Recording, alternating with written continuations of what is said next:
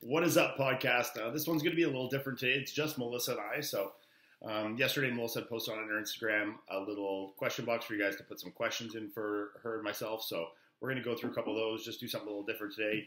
You can see we're getting a nice little bit of snow here in Ottawa today.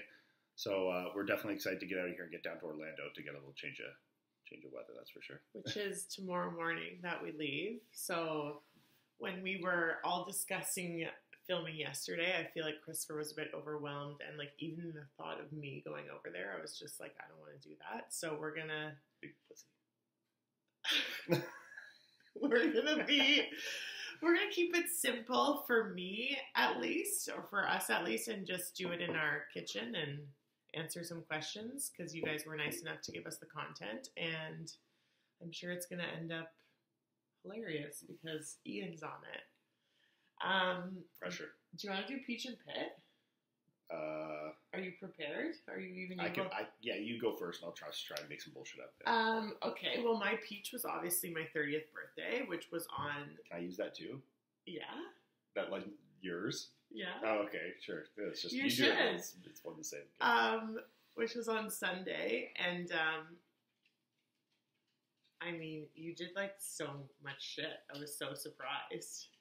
Especially for someone that's like 2 weeks out from the Olympia. Iain was like very on point, and I mean, probably made me feel very, I wouldn't say the most special because every birthday I feel like you go pretty intense, but it was just like very thoughtful stuff.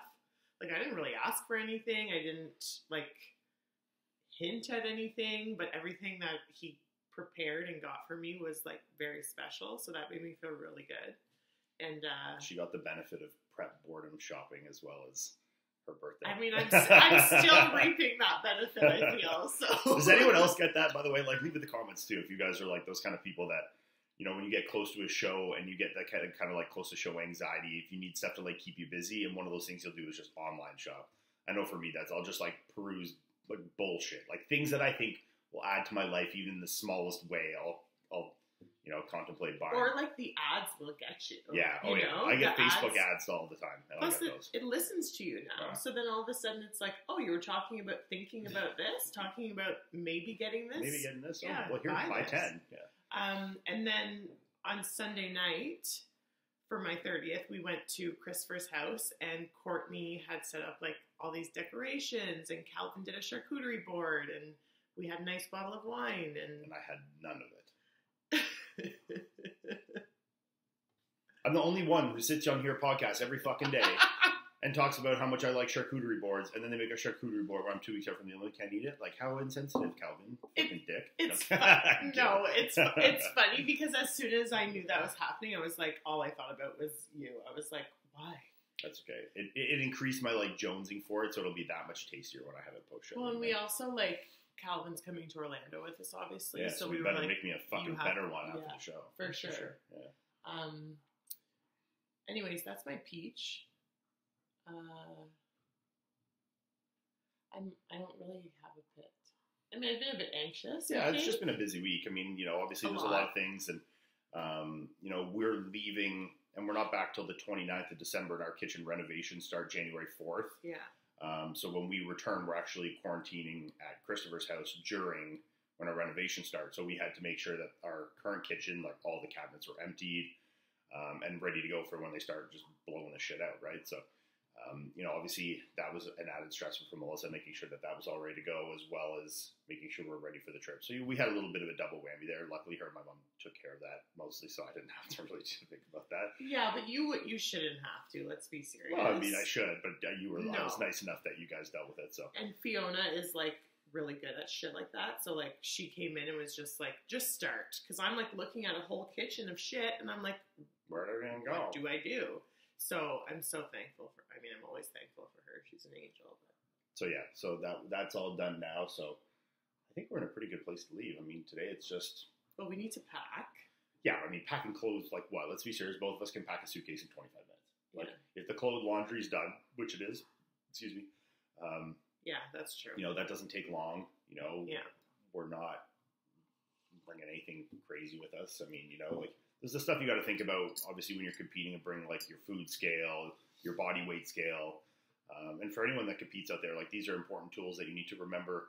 And I always tell my client, bring the same ones you've been using all prep. Like if you buy a new scale, you're like, oh, it's easier to just buy. I don't want to check a bag, so I'm just going to buy a new scale at Walmart there. It's like, yeah, but you don't know what the discrepancy could be. You know, maybe your scale's off, but it's always been the same off. You know, or your food scale might be a little off, but it's always the same off. And it's the consistency is that what matters, not actually the accuracy. So, well, plus like, obviously your coach can tell by photos and stuff, but like your mental state, if you step on a scale and it's 4 pounds heavier than your other one. Or 4 pounds lighter. And then, you know, if you're a coach saying 4 pounds lighter and you're like, oh, I really don't see that, but okay, maybe it's increased food that doesn't need to be increased or keep watering. Or, you know, you start making especially because then you're also going to be having a change of light, right? You're not going to be taking pictures in the same place every day. You've now flown to a new venue, so a coach is going to be looking at you in new light, and then you also have a discrepancy on the scale. It can be a lot of variables for a coach to process. So trying to eliminate as many variables as possible for your own sanity as well as your coach's sanity is always a good plan. So bring whatever scale you've been using at home. Bring whatever food scale you've been using at home. As many variables as you can take with you and eliminate on the road is always going to be the best for sure. So, yeah, that's my coaching tip of the day right there. I'm sure you'll have plenty. I'm sure I'll have more fucking little rants on shit like wait till all the questions are about fucking prepping. Okay, so your peach was my birthday? Yeah, or my birthday. I don't think I've been on one of these since my birthday. Oh, yeah. We had both. I mean, our birthdays are like 10 days apart, so we both turned 30. We're both born the same year, so we had our 30th birthdays kind of like within... I'm November 27th. She's December 6th, so we're pretty close to each other. 10 days, yeah, approximately 10 days. So, you know, both of us had great birthdays. I mean, it was a good time. So, I mean, yeah, I don't really have a bit either. I mean, you know, you start to get close to this point, you know, your mind starts to run wild with little You're shit, also, you know? like, not really, I mean, I guess you're sleeping during the day. I was going to say your sleep has been, like, decreased, but maybe that's not true. No, because I went to bed at like 10. Say I didn't fall asleep for an hour and a half. That's 11:30. I didn't get up till 7:30. I mean, it's still a decent sleep. Yeah. So, I mean, once I get to sleep, I'm okay. But I usually someone that I like hit the head, like put my head on the pillow and I'm like out. Mm-hmm. Now, like I'll find like I'm a little less, like more. You're restless. Not even restless, like stimulated. Yeah. Like, you know, my mind's like, yeah, I guess restless. You know, like I'm excited for the show, and not in a negative way by any means. It's all positive thoughts. Like I'm not having negative thoughts about anything. I'm just excited and feel ready, and like I'm excited for the next day to come.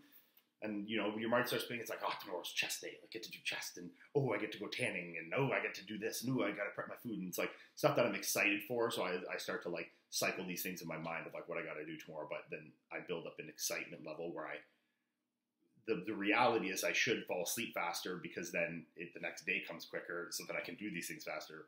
But then when they're running through your head, it makes you so you can't sleep. Yeah. So it's like a double-edged sword on that one.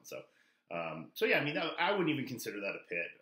Like, you know, that's just prep life. And I mean, this prep has been really smooth for me, so I certainly can't complain on that end. But yeah, other than that, I mean, we fly tomorrow. I'm excited. So yeah, that's it. We're ready. We're very ready. Just got to pack, like we said, but. I mean, just pack clothes. That's about it. So I know. Cool. Plus, yeah. So I haven't even really looked. So I'm sorry if this is like kind of. Just give her. Just give her. That's Ian's. And now mine and Courtney's saying. Okay. So if I go to the heart. Why is this happening to me? Oh, there it is.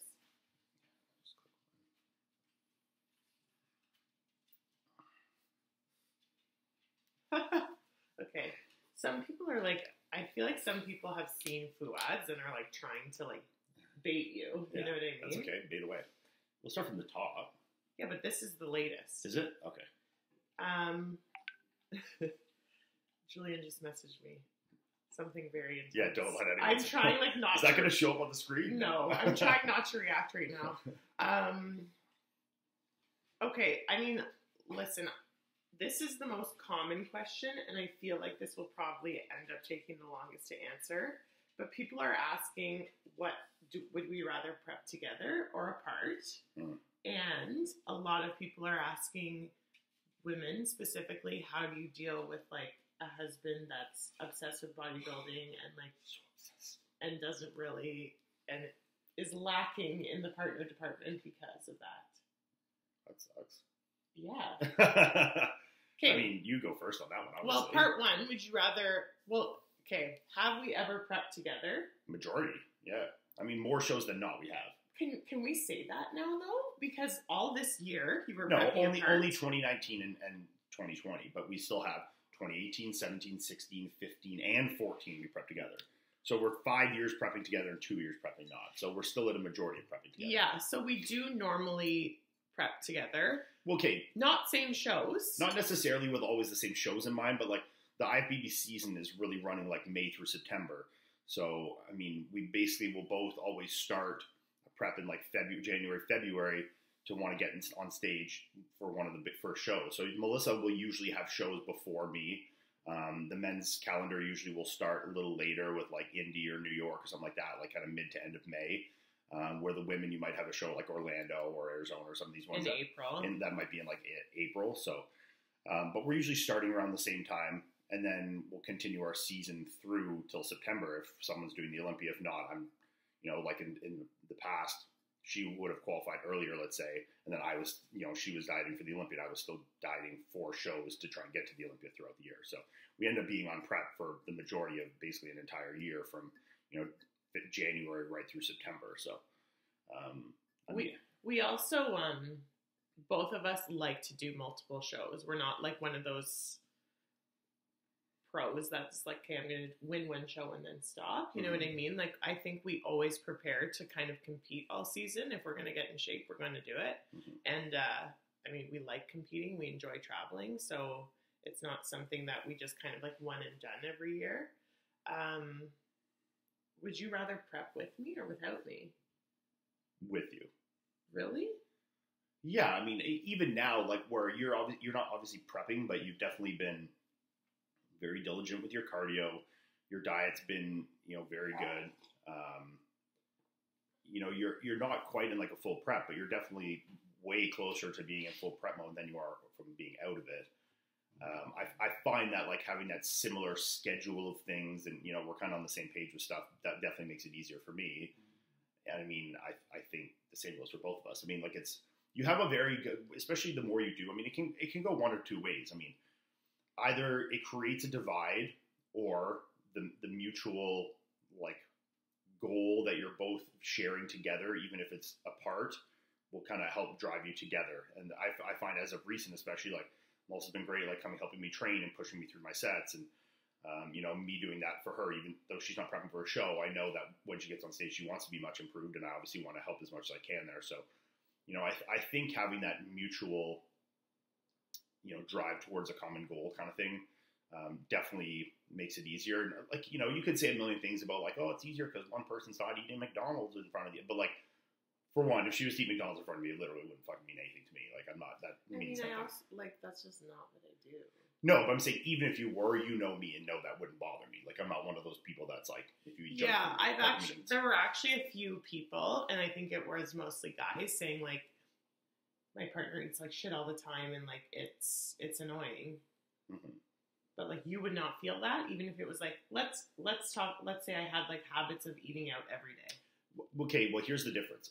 I don't have any issue with it from my standpoint in terms of, does it cause me any distress to see you eating that way in terms of like, ooh, I'm craving food or anything like that? The only thing about it that would make me feel something is that I know if you are constantly eating food, it's going to affect your personal well-being. Yes. And if you're eating crappy food every day, you're going to wake up the next day and be like, oh, I feel fat, I feel this, and blah, blah, blah, like, and not feel good about yourself. Yeah. Which then I don't like. Like, obviously, I want you to feel good and feel happy about yourself. So if you're doing things to negatively impact that, that would be the only thing that would make me have an emotional response to it. So, I mean, there's no selfish side of that. Like, I could care less. I mean, you know how I am with food. Like, we'll be here with Dylan, and like, he could eat pizza in front of me at a week out, and it actually means nothing to me. Yeah, I think also if you're having those kind of like resentment feelings and like anger feelings towards someone for doing what they want to do, like, you should probably reassess why you're doing what you're doing. Yeah. Because to be honest, like, you should be focusing on your goal. If your partner is happy and healthy and they want to eat McDonald's once a week in front of you, honestly, I think it's kind of rude if you're going to get upset at them for that. And I think, and Iain can say he doesn't feel some type of way about food, but I don't think it's that. I think Iain is so committed to his process and his goal that it doesn't matter. And that's about you, and what you put in is what you're going to get. So I would say that that's on you to fix, basically. Mm-hmm. I wouldn't ask my partner to change because of my goal. No. I would ask them to support me and like help me do what I need to do to get there, but that doesn't mean that they have to change how they want to live. Exactly. I agree with that. Yep. I also would rather prep together.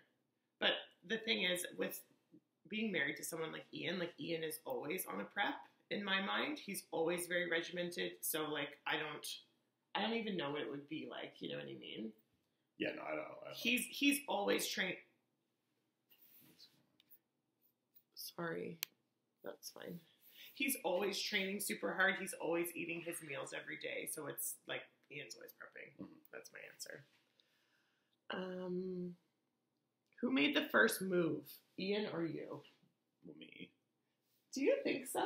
Because I got your phone number. Oh wait, no. Okay, actually, I'll say you did. I'll give you that. If we're gonna like really like break it down to moves like that, yeah. Okay, so we had gone out with some friends. Well, I met you there with Brittany at O'Connor's. Yeah, exactly. So then we had met with some friends, and then I drove you home. You pushed very hard to drive me home, though. Okay, so yeah, but I didn't make a move after that. I didn't like ask No, oh my God, but no. like I did push to drive you home to have that time. And then after I dropped her home, she asked her friend, that was kind of a mutual friend of ours, for my phone number to text me to say thank you. It's really dark. To say thank you for the drive. So she was the one that really like got the conversation started. And then once we had each other's phone number, then we like obviously texted more. So yeah, I mean it's kind of one and the same because I drove you, but then you went that extra step and got the phone number. So I mean, yeah, that night was definitely obviously like the one where it was like kind of steered a direction by both of us. The interest was actually I didn't know he was interested in me. I just thought he was very polite and She's very stupid though with that kind of stuff. I thought he was really polite and like chivalrous, right? Like he drove me home. He made his 3 buddies sit in the fucking back seat of the car so I could have the front seat. I think in 2020 we call that being a simp, don't we? I know. I'm just preparing myself because I'm gonna have 50 guys to call me big like welcome simp. Oh my God! So I beat you to the punch. If someone says simp for you treating me well, then I'm mad at you. Okay. I'm mad at them, not you. But yeah, I had no idea. So then, and you didn't ask me for my number. You didn't do anything. There was nothing to like prolong the communication or see me again. So I was like, I'm just gonna like. I mean, I knew I'd see you again, obviously, because there were lots of mutuals. Well, Ashley was living with me at the time, and that's when you and her kind of like rekindled your relationship. So I knew that I was gonna see you again. So I was like, I'll just kind of dip my toe in the water here by driving her home and like seeming like a nice guy, and then you happen to get my phone number and continue from there. So it made my job easier, that's for sure. Yeah, I guess that's kind of how our communication started. Do you guys ever get jealous? And if so, why? You want to go first on that? I do. I'm a very, very jealous person. I wish I wasn't, but... I mean... You say that, and like the people listening are gonna think of like a normal, like she's not a jealous person. She's comparing herself to herself and like having moments of insecurity. But like Melissa's a very, very, very not jealous person. Like there's been in 10 years been a number of times where like there's been like little jealous moments like that, and we're talking like 5 in a decade. So I mean, this isn't like Okay, maybe he's right. And it's funny when he says she's comparing herself to herself because that's all I do. And I do hold myself to a very high standard because in my head, he's so committed that I should actually like never have those moments. But I do. And it's usually, as he said, coming from insecurity and it's about me and not about anything else. Mm-hmm. But I'm pretty quick to get to that and work through that. It's never like... Yeah, no, it's never like a thing. It's like we work through it quick. And Iain doesn't have a jealous bone in his body. But that's been a very developed thing because of you. Like when we met versus like the first year, 2 years versus like 4 years, 5 years, 6 years, 8 years, you can, there's obviously a dramatic change there. Yeah. Because like at the beginning, I was like, I obviously didn't feel secure in the relationship and secure in you. So that trust with anyone like this, like these things, a lot of them all just come down to like an innate trust in your partner. I mean, a lot of that is developed over time with patterns of doing the right thing, you know? So, no, there's really nothing like, you know, Melissa can do whatever she wants to go to Vegas with her girlfriends for a week and do strippers. Like I could literally care. I could literally care less at this point. I mean, you know, it means nothing to me. I trust that she'll always do whatever is the right decision for us and our relationship, and would never do anything that would potentially harm that or harm me. So I really don't ever think that way. So it's not like a thought that ever crosses my mind. I think when you get to a point in your relationship where you've been together for so long and the trust and respect is there, I know that the most important thing in Iain's life is our marriage, and he knows that the most important thing in my life is our marriage. So why? I've also chose to just like look at it from the way that's like, I think you have enough mutual respect for me now that if you didn't want to be in this relationship or we would talk about want to dick around or something, you would just leave and we'd have a conversation, and then that would be the end of it. And you wouldn't be sneaking behind my back and doing things to make me feel disrespected. I may find out about and blah, blah, blah. So, I mean, I just trust that if something like that's going to happen, I'm going to be aware of it, and then we'll move on. That'll be it. We also do have extremely high open communication. Mm-hmm. Like, even if we're like, if you feel like a bit scared to say something or you don't want to hurt someone's feelings, we're still going to talk it through. And I think that's what makes you feel safe, right? Because you're like, why would you go behind my back when we've had so many difficult conversations and can work through everything? How do I talk? This is for you. How do I talk to my girlfriend about my PED use and getting her to support my goals? This is always a tough one because, I mean, when it comes to like someone supporting PED use, it's always going to be a tough subject because you're basically asking someone that cares about you to ignore a little bit of caring about you. Because I mean, anyone that sits here, I mean, you're being completely naive if you think that PEDs, even in small amounts, don't have some kind of negative side effects. So to think that, you know, even if they're completely uneducated on it, they don't know the reality and blah, blah, blah, they still are not off base by thinking that there is going to be some negative impact to your health. And obviously any loving partner is not going to want to do anything to negatively impact the health of someone they love. Really where I think it needs to come as a conversation is to what are they feeling about it? And I think a lot of the times it is a lot of just misinformation, misunderstanding, and they're not actually concerned about the health. They just think it's like, oh, you're going to get roid rage, or oh, you're going to, you know, it's like there's so many other things that they think that are going to impact them. So then they take it from a personal stance. But as long as you know, can work through these conversations. And I think also a lot of this is, you know, it comes down to like what we said. It's like, at the end of the day, people are going to do what they do. And I know this, trust me. If you need to just trust and support your partner in the things that they want to do. And, you know, if you tell your boyfriend, like, I'll be completely honest, 99% of the time, and I see this all the time, if you tell your boyfriend that you don't want him doing PEDs or he's not allowed, he's going to do it anyways, and he's going to try and hide it, and it's going to be a lot more stressful for him, and it's going to be just like deception created, you know, and lack of trust created in the relationship.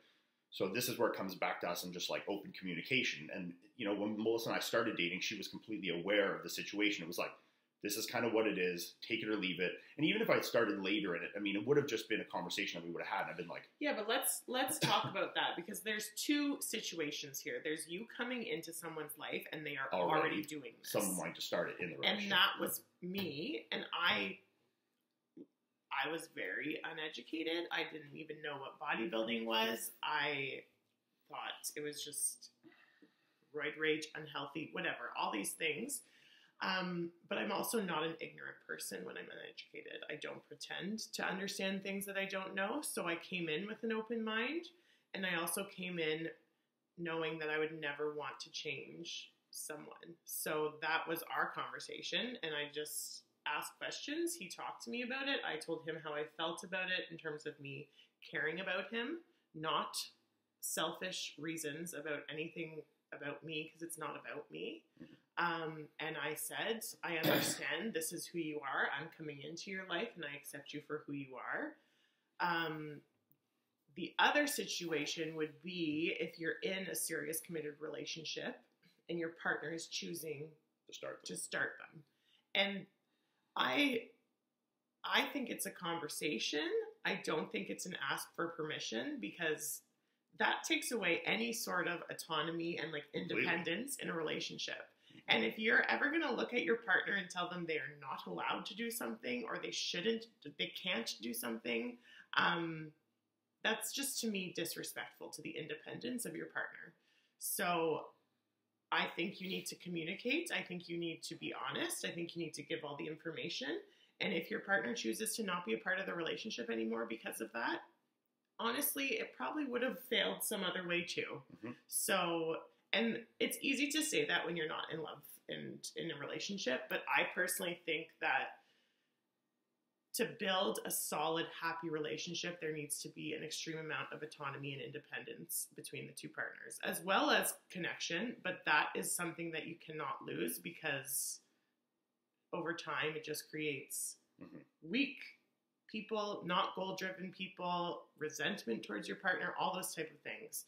So I also think using PEDs is not like the end-all and be-all of your life if you're not going to, pursue bodybuilding. Like, what are your reasons, and balance your pros and cons and make a decision and be honest with your partner. And I feel like that's all you can really do. And like anything, I mean, I don't support people doing anything unhealthy.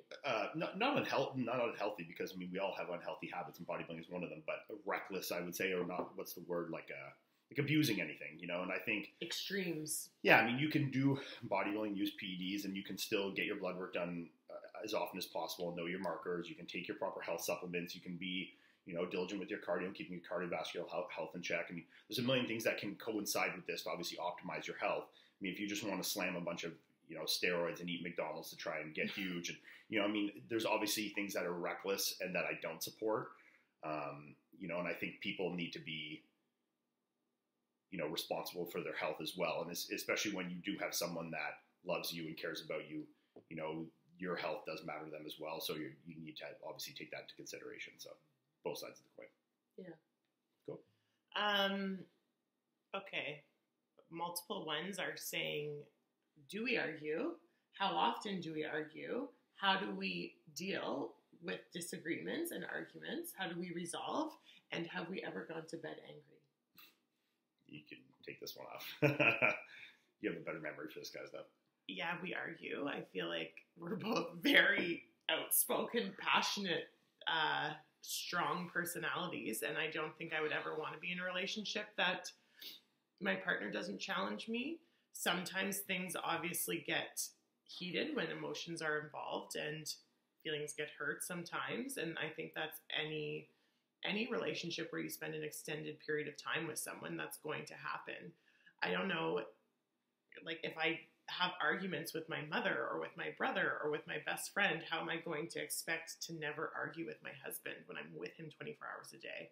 I think arguments are healthy. I think it's how you communicate during them and how you resolve them, and maintaining a level of respect during those times.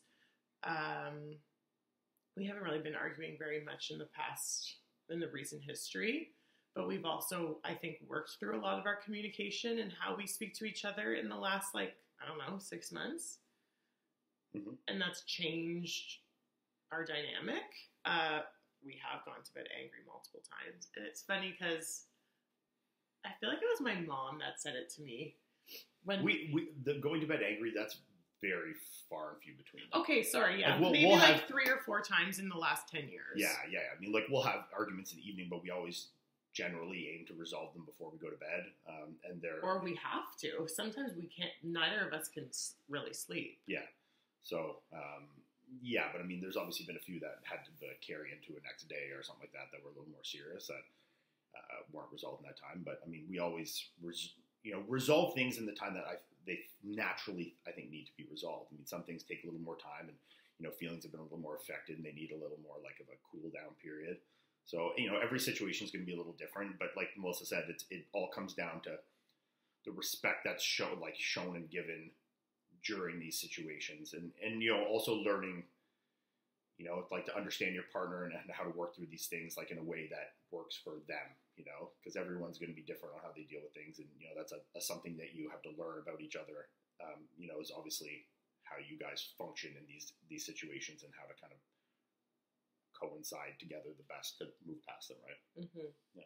Do you think you had to change in any way to like deal with? I don't think I had to change. I think I had to evolve. I don't think like it was like I had to learn. Learn for sure. And I mean, I think everyone's learning all the time, and I don't think anyone gets into a relationship and knows everything about their partner and every way to how to resolve every argument. That would obviously be a fallacy. So, I think it was definitely an evolution. Learning you and learning myself better.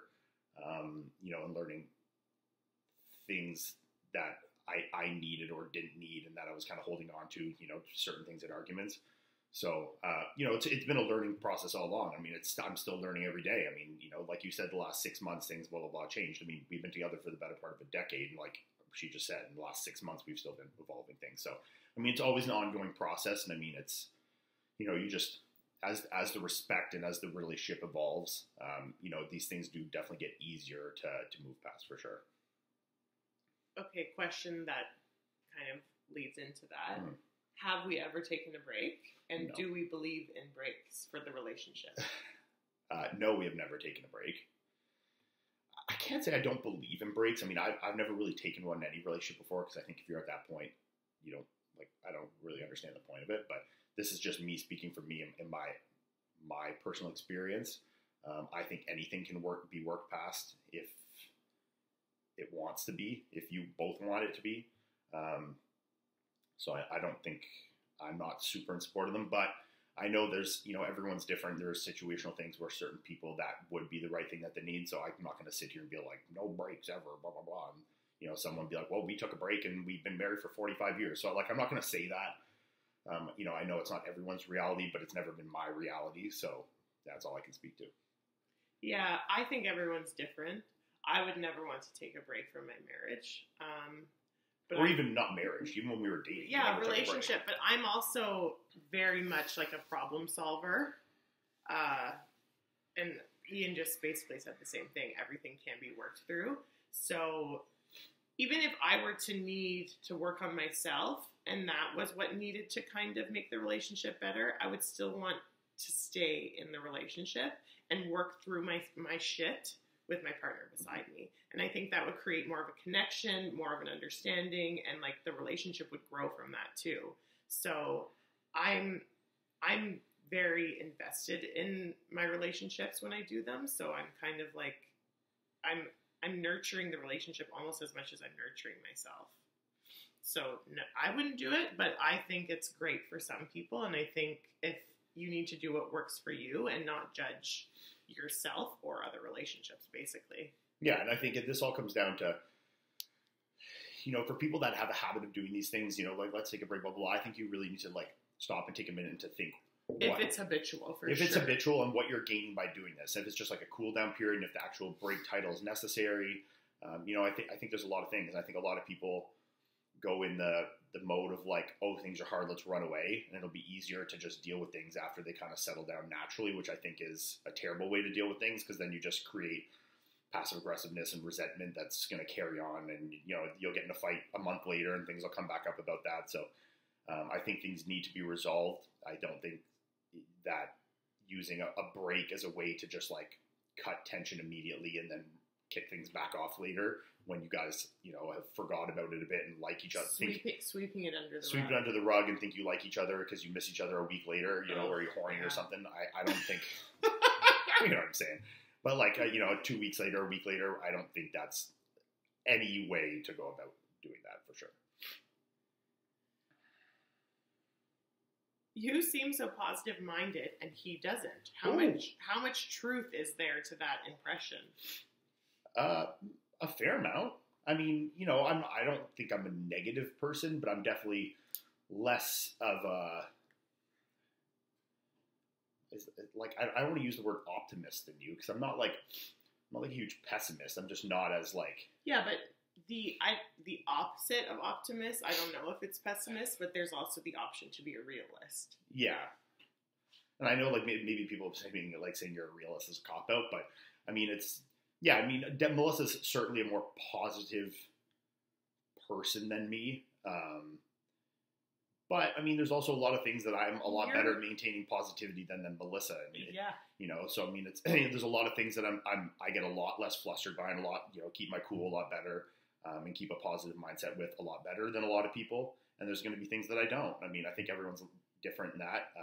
But as a whole, if we're going to like average it out over a million scenarios, I think Melissa would probably be the more positive. But I don't know if I would agree. There's not like a dramatic difference between us. To be honest, I am not always positive. I think I'm very bad at showing or sharing when I'm not good.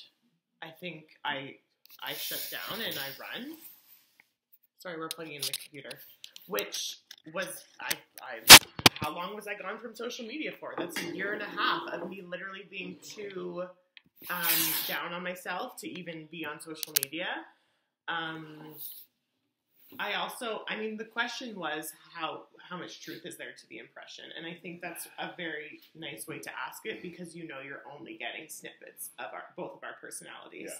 Yeah. Iain is someone that honestly keeps me positive in moments, probably on the daily. Like I can think about the last week and there's probably 5 moments when I've been freaking out and like very negative and like this is never going to work, and Iain has actually brought me back up. Mm-hmm. So I also think Iain has a very dry sense of humor, and I think he likes to see reactions in people. I like to embellish it, yeah. Yeah, and as someone that lives with Iain and has been married to him and has been with him for almost 10 years, he is very much a positive person. So I would say that we're both very positive and we both balance each other out when someone goes below the line.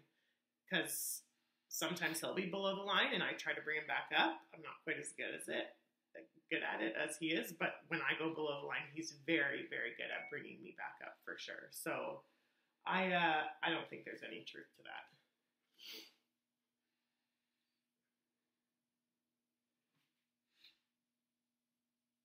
Talk about communicating and how to bring up certain things so no one's feelings get involved or hurt.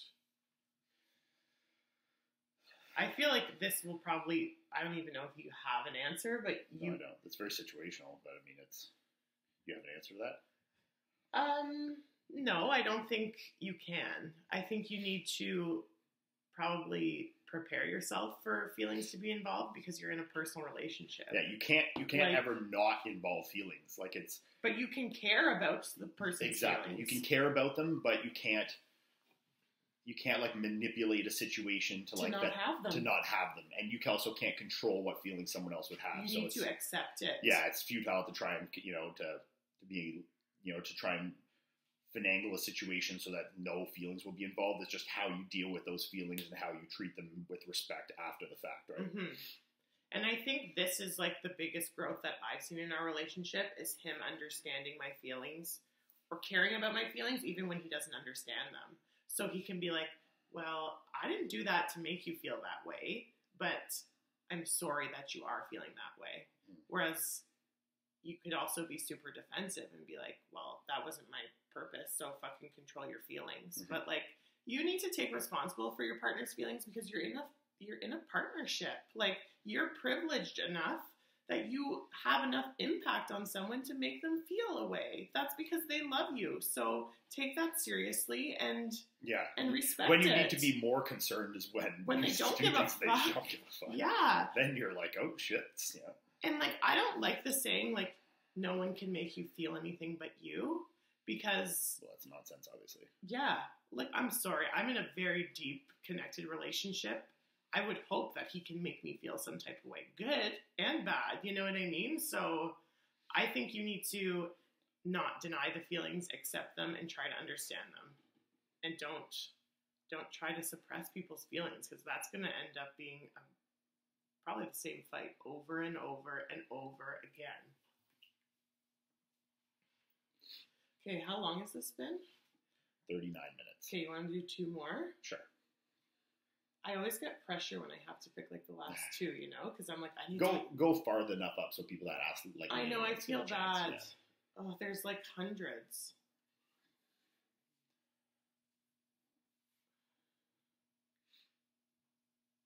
People are asking how you proposed to me. That's not that exciting for a question.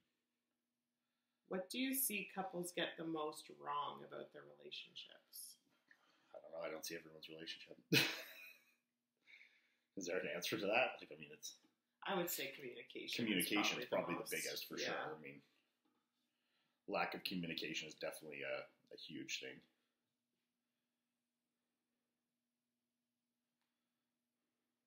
Oh, Caitlin, I always talk to her. She asked what our love languages are. I don't know these love languages. I've heard of them, but I don't know. Physical touch. Okay. Quality time. Okay. Gifts. Did you just pick one? I think there's usually, people say you have a main 2. Okay. Okay, so wait. Start from the beginning. Physical touch. Physical touch. Okay. Quality time. Okay. Acts of service. Okay. Words of affirmation. Okay.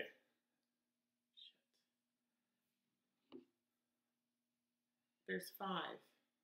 Physical touch, quality time, gifts. Physical touch, quality time, gifts, words of affirmation. Words of affirmation. And acts of service. That's 5. Words of affirmation, acts of service, receiving gifts, quality time, and physical touch. Yes. Yeah. Okay, so should I pick your 2 and you pick my 2? Okay, sure. I think Ian's number 1 is physical touch. Yeah. His number 2, I think, would be quality time. Yeah, I could say that. Or maybe acts of service or quality time, yeah. I don't know if because I don't know if I stopped, like, cooking your food, if you would really feel unloved. No, I wouldn't feel Whereas if I stopped spending time with you, you would feel unloved. Yeah. That's how I, like, think about it, you know? Okay, what are my 2? Oh. You're going to be like, all 5.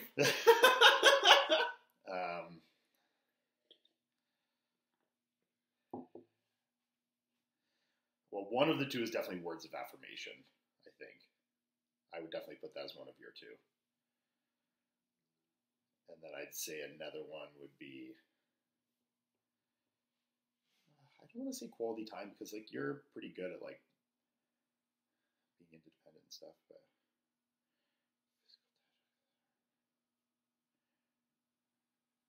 I'd probably say words. So obvious. Acts of service? Yeah. Yeah, I would say it's words of affirmation, then number 1 would be acts of service. Yeah.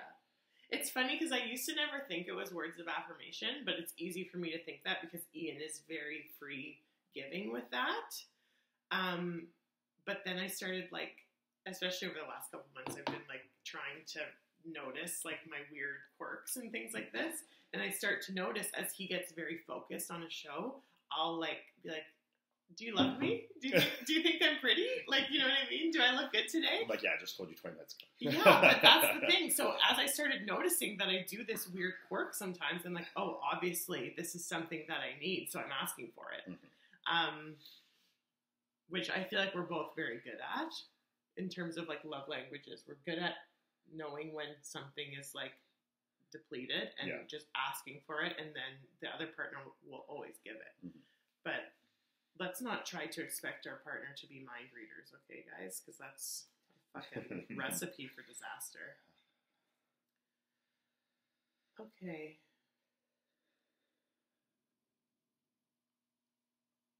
And now I'm trying to pick the last one, and it's too much. You want me to pick one? Yeah, sure, because I can't do it. I feel like we could have talked about this for hours, but we do have to pack and leave for Orlando at 6 a.m. tomorrow, so we need to wrap this up.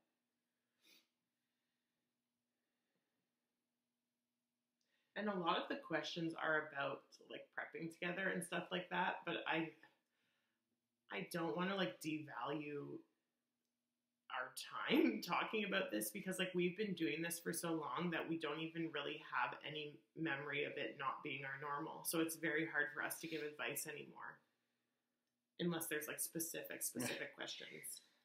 this is it's like you just answer all these questions and I see sex before or after training. Okay, this is what he's gonna pick. Sex before or after training. If after, before, or after the shower. The answer is after training, before the shower. Not for me, please. Thank you. Like, it's been done multiple times. Maybe like 2 days ago, but still. How grouchy is the big man? How grouchy. It's... He is like such a joy to live with and be around. So when are you gonna compete again?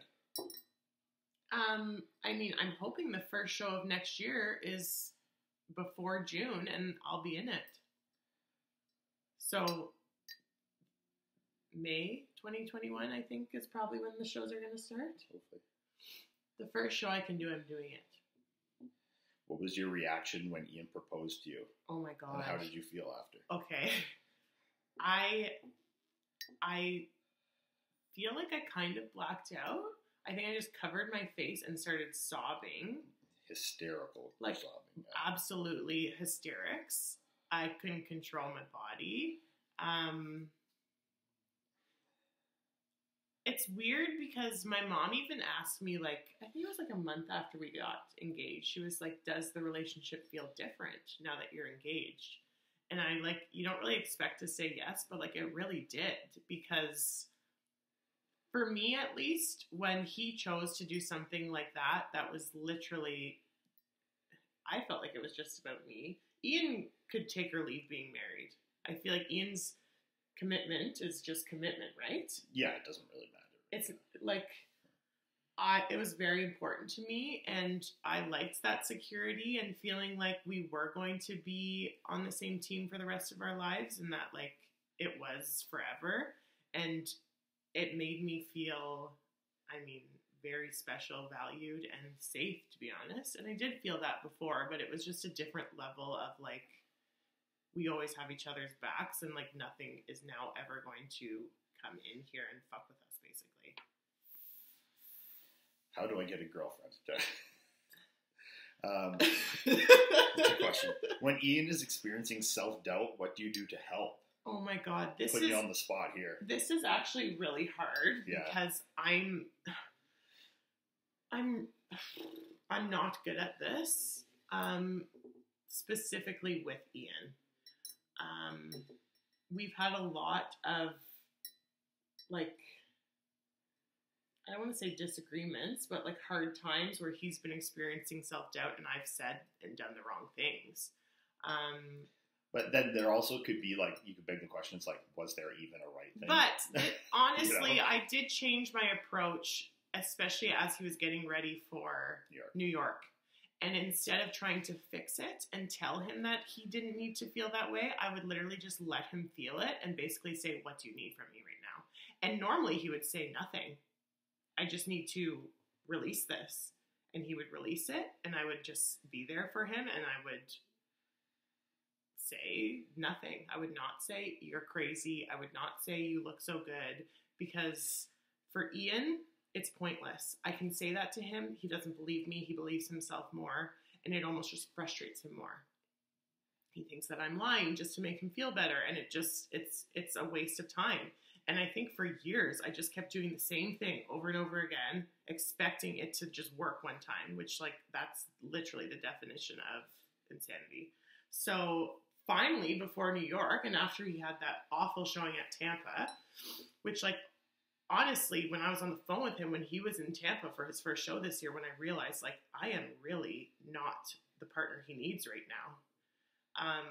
I need to change. And then he came home and we worked through that show, and then he started getting ready for New York, and I changed the way that I dealt with progress photos and everything, and just kept energy low. And when he didn't really have that as much doubt, but when he would have a day where he's like, fuck, what if I look like shit, or what if I don't look any better? I would just be like, are you good? Like, what do you need? Do you want to take another video? Do you want to just sit through it? And he would sit through it and work through it himself.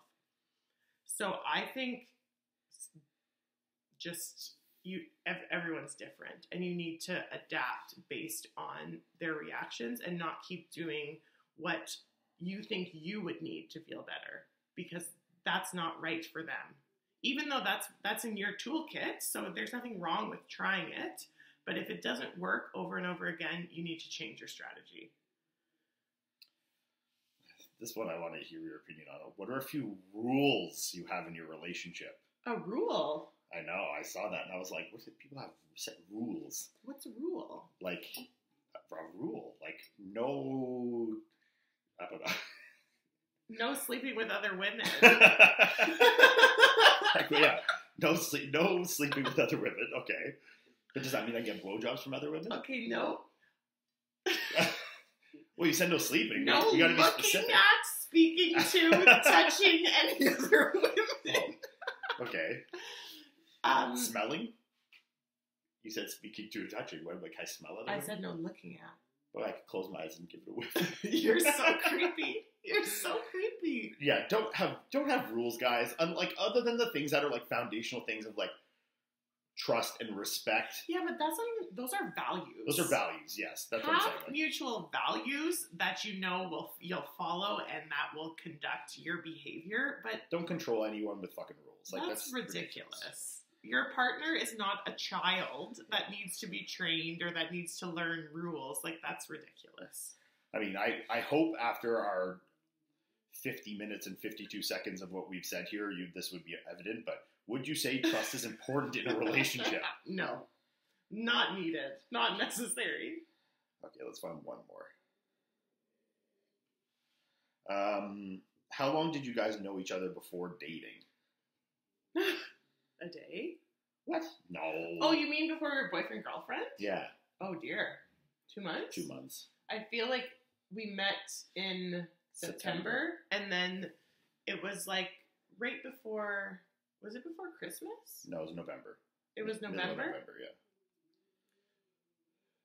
No, but it wasn't before your birthday, because when I threw that surprise birthday for you, people kept calling me your girlfriend. I'm like, I'm not his girlfriend. No, but I spent Christmas with your family then. Yeah, you did. Yeah. And my birthday, I think.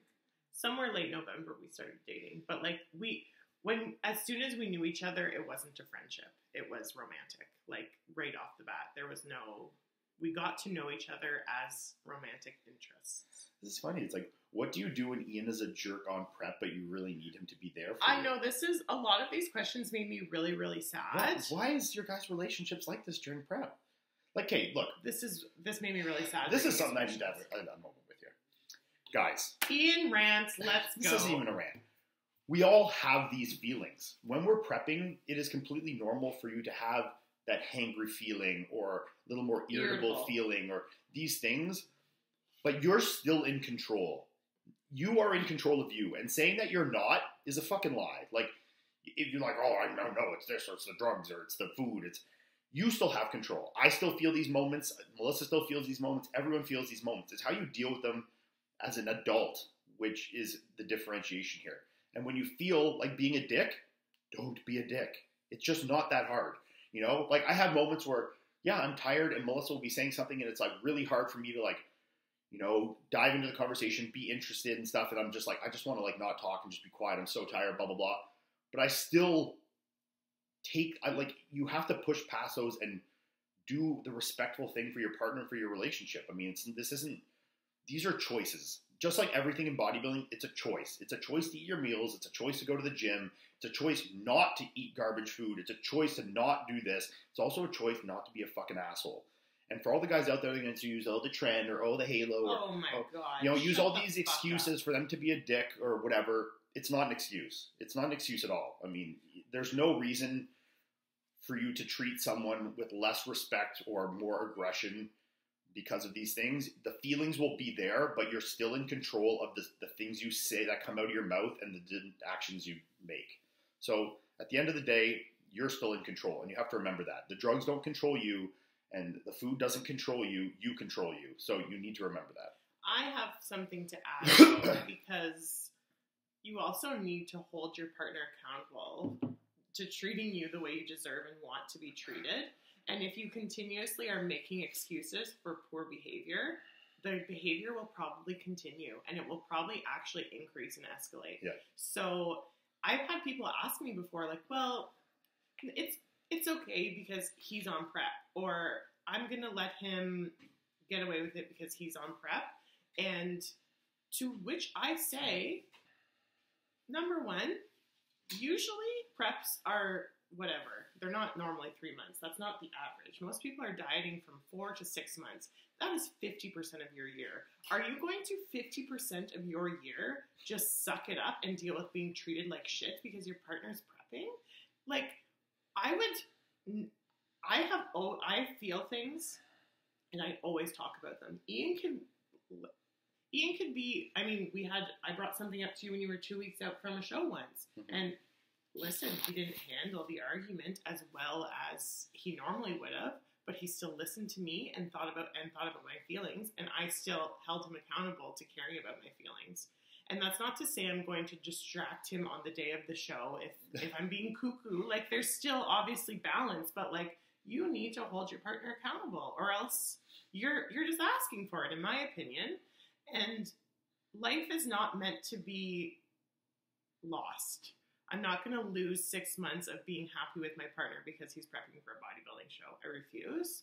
Life's too short for that. So that's Iain's perspective, and that's my perspective. And I think if you are actually going to be a successful bodybuilder, when you prep, your personality won't change drastically. Agreed. Because if that happens to you, you should not be doing it. And I believe that to the core of my soul. Good way to cap it off right there. Yeah, let's sign off. We still have 10 million questions we can answer, so maybe we'll do another one of these when we're in Orlando or something. Yeah, maybe. Yeah. And Christopher and Courtney will be in the same building too, so maybe we can have two couples. Like, they haven't been together as long too, so it is a very different. So it gives you kind of two outlooks, because for someone that's been in a relationship for 6 months, a year, 2 years, 3 years, not 10 years and married. Obviously, your perspective and answers on these things might, like, what we say might feel out of reach. Yes. And we try and obviously to say these things in a universal way, in language that everyone can relate to and understand, and that should be universal across all relationships. But for some people, they might kind of feel like a fallacy. So maybe having that as well would be, to give a second kind of perspective on a new relationship as well would be a good thing. So we'll do that. Younger relationship. Yeah. Cool. So hope you guys enjoyed the Q&A. We'll see you in Orlando.